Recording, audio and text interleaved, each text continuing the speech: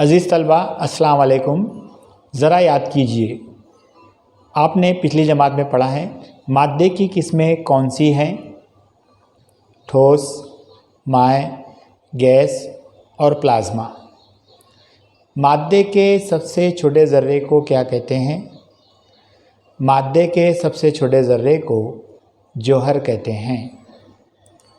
अनासिर और मुरक्कबात के सालिमात में क्या फ़र्क होता है? अनासिर के सालिमात एक ही किस्म के जवाहिर से मिलकर बने होते हैं, जबकि मुरक्कबात के सालिमात मुख्तलिफ़ किस्म के जवाहिर से मिलकर बने होते हैं। अनासिर की कौन सी किस्में हैं?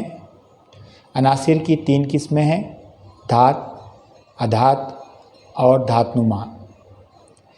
एक ही अंसुर के तमाम जौहर एक ही किस्म के होते हैं।